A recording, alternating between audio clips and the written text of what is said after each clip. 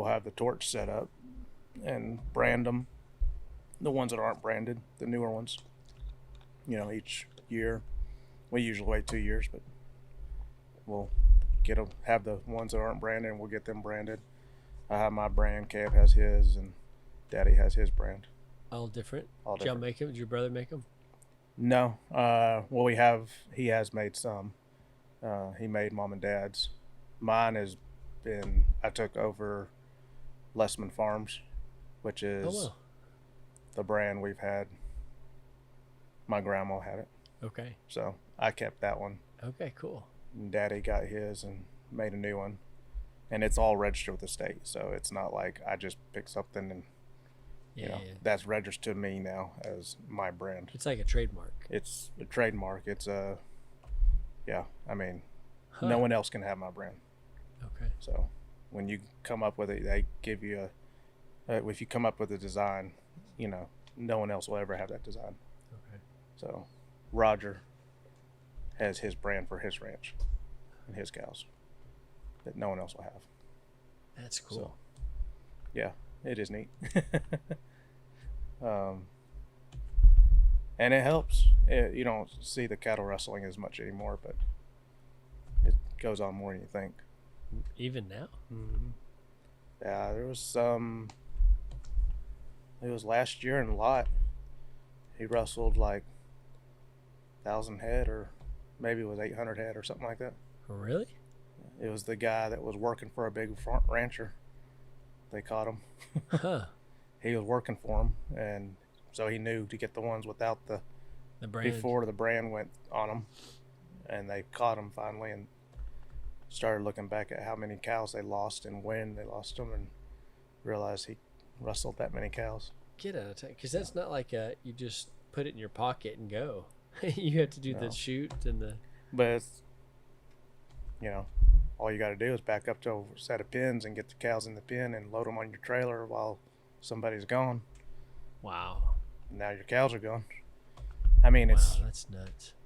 odd to think about nowadays, Yeah. but it happens a lot more than people think. Wow. So Caleb doesn't like cows, so he could care less. He's like, take them.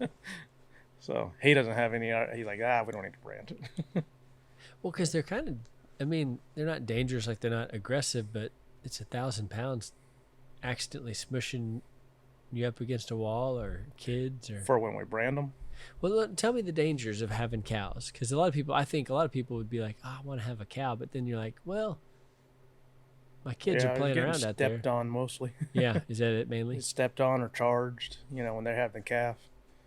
I was 5, and Daddy saved me from getting trampled. Really? Because the mama cow had her calf hid in the grass, which is common. Well, I didn't know. I was 5, first off. Second off, we didn't see the calf. Yeah. And I got in between her and the calf, and she was just a wild cow. She wouldn't have any part of it. And she come after me, and my daddy grabbed me and tucked behind the tree right before she hit me. Oh my goodness. And I've had bad calls ever since then. Bad they what? they always come after me now. Oh, really? I've had cows sit there in the pasture, square off with my brother that's from 20 feet away, and I'm 50 yards away, turn 90 degrees and come after me again. I'm like, what did I do? I got a magnet somehow. Yeah. That's why we started using dogs. Okay, to let them do it. Because it's just, I've ducked behind a tree. You hid for a tree. They can't turn real fast. Okay. So you get to a tree, you get something that they got to bend around. Yeah. And you can get away from them. And I tripped, and I felt that heifer graze my shirt. I felt my shirt move. That's how close she was to me. Was this when you were an adult, or when you? Yeah, were a this kiddo? was 4 years ago. Okay. And she almost had me on that one. And then they'll stomp on you sometimes, but sometimes. Have you ever been stomped on? No. Yeah, that seems like I've that's been stepped on. 1,000 pounds on your body there. I thought one broke my foot 3 years ago, and it pinched me too. It got up between. I was pushing the gate, and it shoved up against the back of the gate, not even realizing, not coming after me, just moving. Uh-huh. And it got me up against that post in the gate. And a lot of people die that way because it'll crush your internals. Huh. So not suffocate, but just crush. It'll crush your ribs and mess you up internally. See, I think there's a boom in homesteading right now, and people are wanting to be more self-sufficient. Yeah. But I just looked at my father-in-law's cows, and then my little, at the time, 3-year-old being like, he can do a lot of damage. He can. So Wyatt is 6. Okay. And he'll come down and help work cows. But he comes down and does very little helping cows. Uh-huh. You bring them out when they are doing okay. And you ease them to it. Colt's 12 now, and he's inside the pen working them with Papa. Yeah. And he does great. But he started at 6. Yeah. And it's just now getting to that where he's started working the pens. He's been working them a little at a time, but now he's doing it pretty regular. I saw that. So it's a round pen. It's Uh-huh. got the walls that are up 5 feet or so. Right. And So our pens are 6 foot, okay. and you want it to be somewhat solid so they can't see out past it. Oh, I see. I'm trying to get out, Uh-huh. And you do a round pin is a lot better than a square pin because they'll mill to the corner and then push. That's a stopping point. And then they're Okay. trying to push out. I think that's the weak spot. So And it is when you're and it really 1,000 is, yeah. pounds. So if you have a round pin, they'll just keep milling, trying to find that corner. Okay. So put a round pin in and then put a chute off of the side of it, and then you can get them to crawl in there. But Yeah, your you folks still have crazy out there. I can't. I mean, yeah.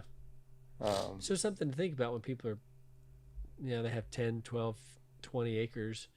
They don't have a whole lot of room to yeah, play if they got a bunch of cows out there or a few cows yeah. And, well, I mean, my kids go out. in the pasture. Yeah, they go out in Okay. the pasture with the cows all the time. Okay. Cows come up and they'll sit there and lick on you.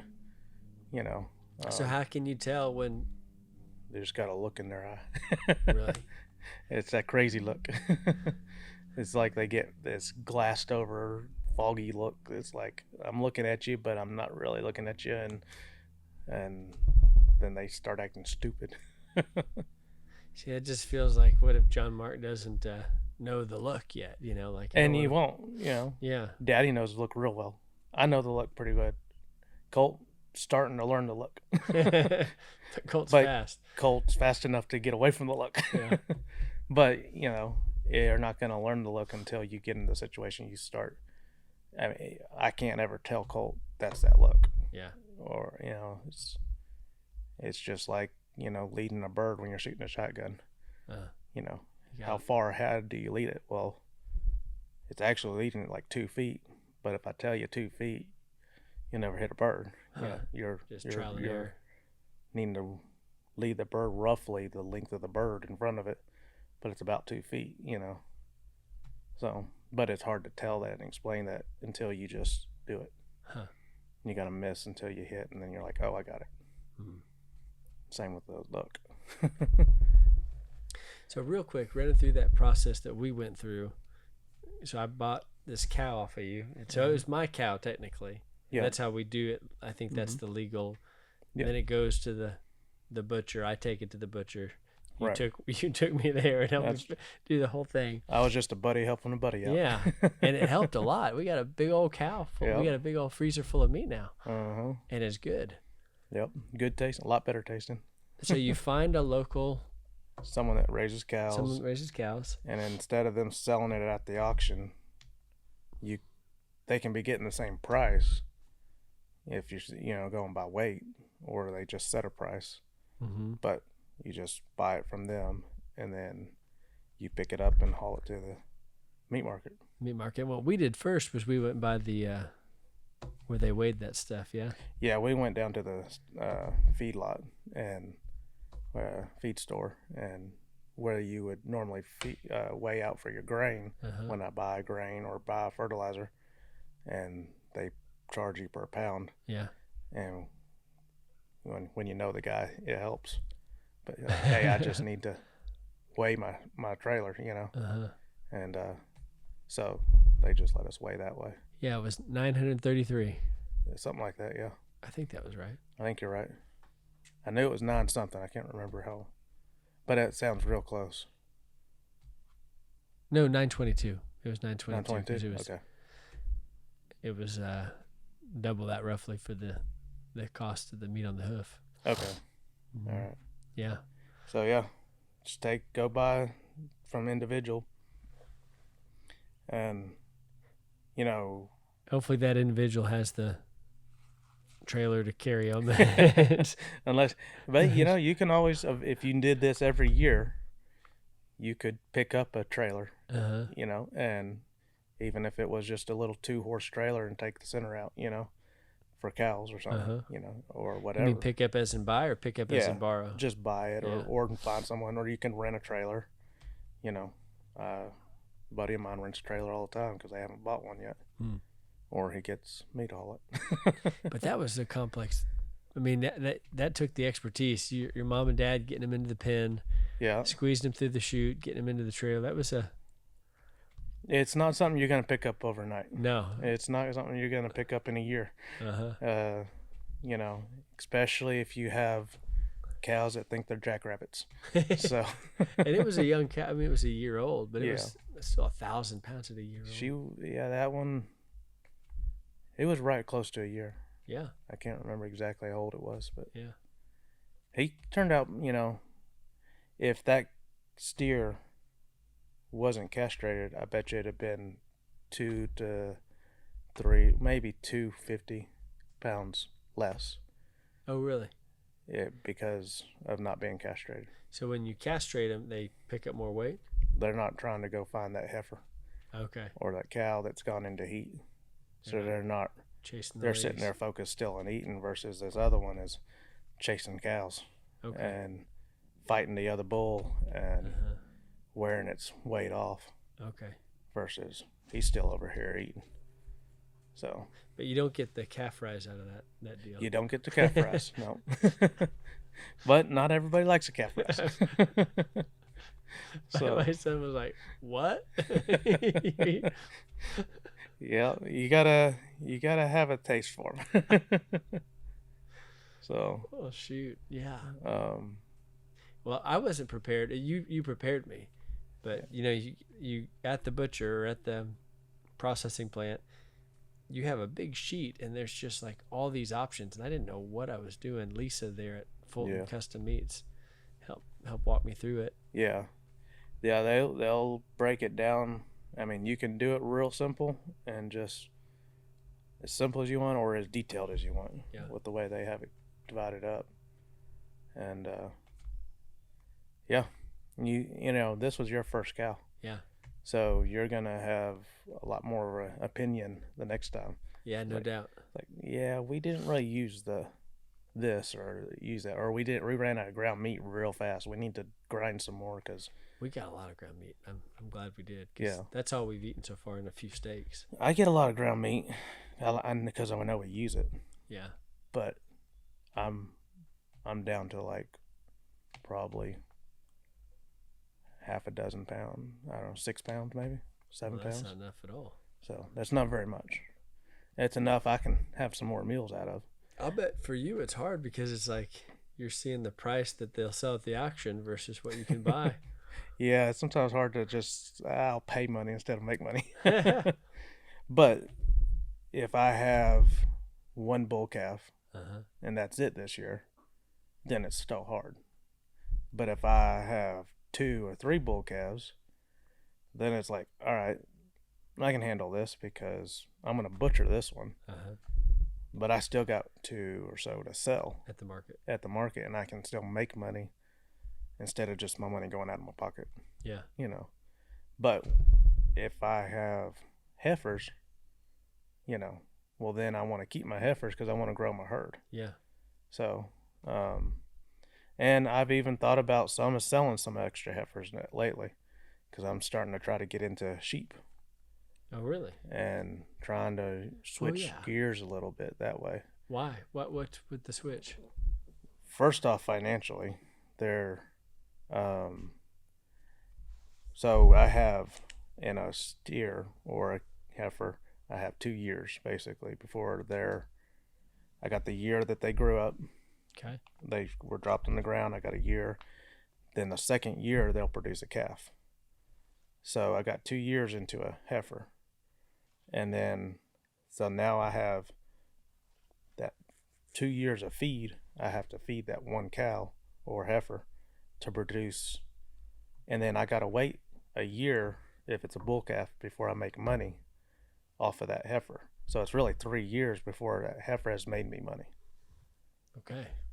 Versus a sheep will drop two two lambs every 6 months. So I get 4 babies out of them in a year.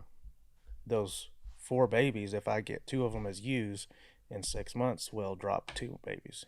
So you just multiply a lot faster. So I can have 6 babies in a year and a half, and versus that year and a half before that heifer has bred.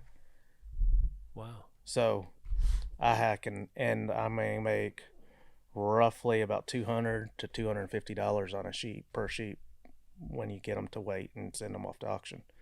Versus I'm making $1,000 roughly on a cow, steer, whatever. So yeah, he's making more money, but I have say 250. What if I have 6 lambs, 8 lambs that I want to sell? Out of those, well, I can sell them.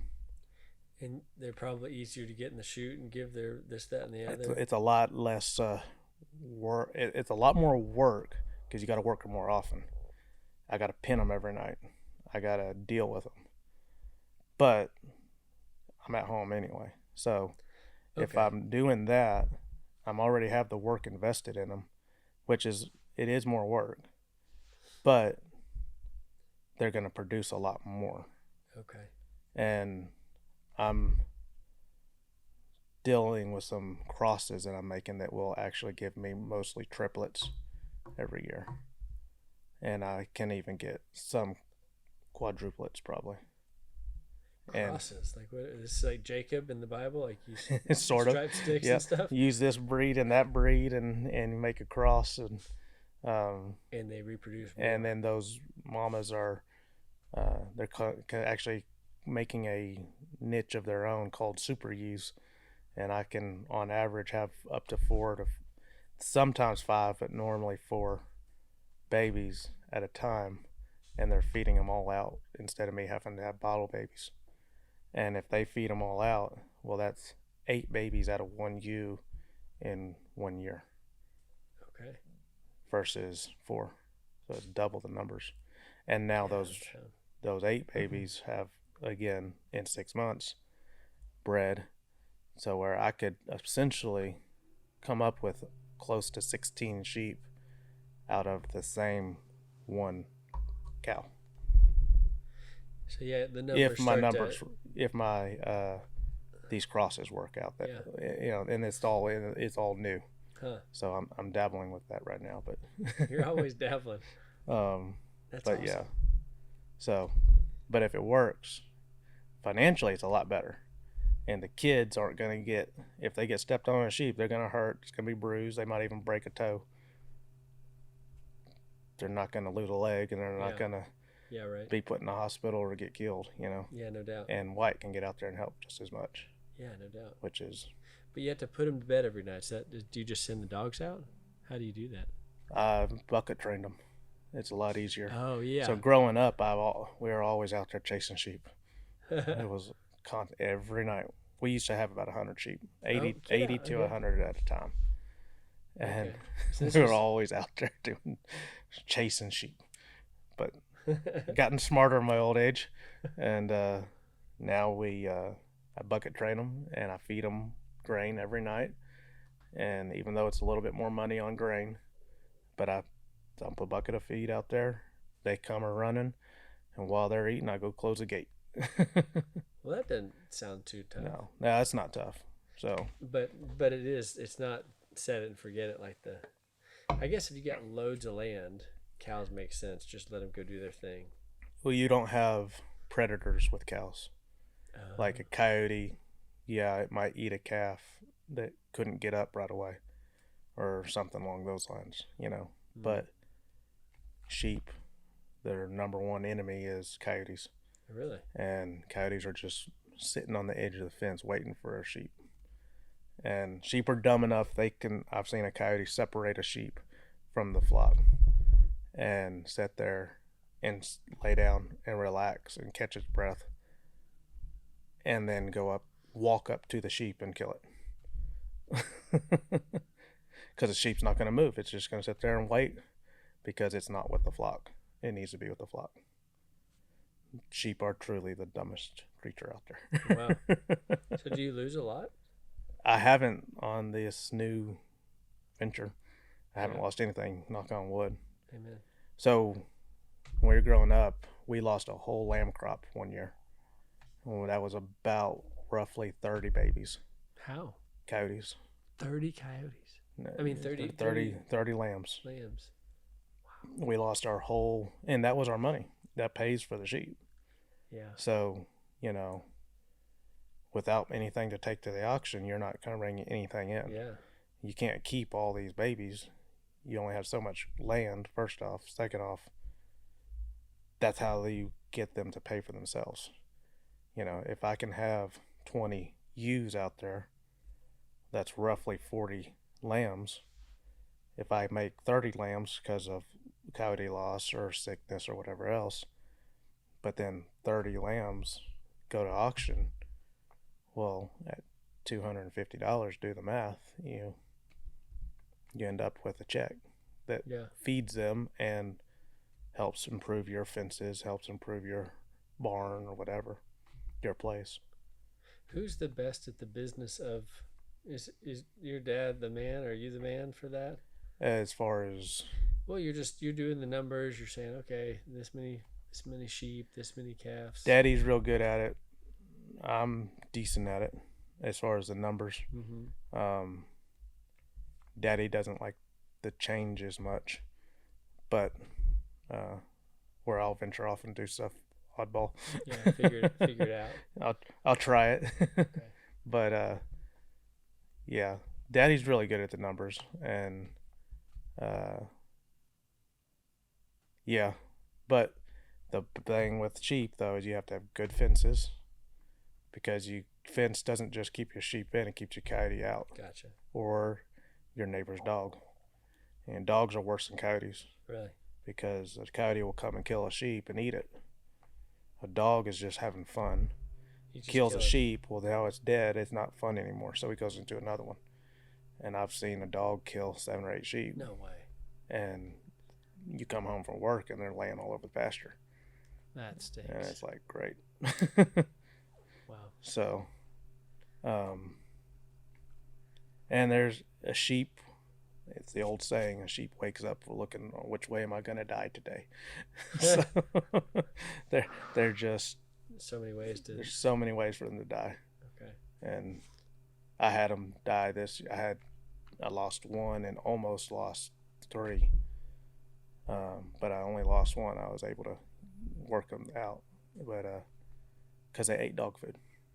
You told me this. And it's not because dog food can kill them. It's because they're so stupid. They just keep eating and keep eating and keep eating and keep eating until they burst. You told me. Literally they ate burst. themselves to death. Eating themselves to death. Oh my gosh. And I actually got the one we lost over the sickness, over being so bloated and everything else, which is hard to do. But because he was down and the weather got cool that night, he got pneumonia and killed him. No way. I cured him for the first thing, and he ended up dying from something else. So it wakes up thinking, which way am I going to die today? Yep. Get out. Okay. So, but they do make better money, and they're easier to work with the family. Oh, yeah, it seems like. So how do they differ from goats? goats are smart enough that they know they're not supposed to, but they do it anyway. Okay. But are they similar in Yeah, they're similar. they breed, the speed of breeding? Speed of breeding, they're usually twins. Singles or twins. They don't Okay. have triplets very often. And a lot of times you don't want triplets because that means you got to bottle feed that one. Because the mama will, the mama will reject them. Oh wow. So then you have to bottle feed it, and that's a lot of work. It's a lot of work. It's getting up every 2 hours all night long. Yeah, If you're not living on the farm and not going to work, you bring the sheep with you to work or something, or find a neighbor that's willing to feed them while you're gone. Because if they miss that one feeding, then they die.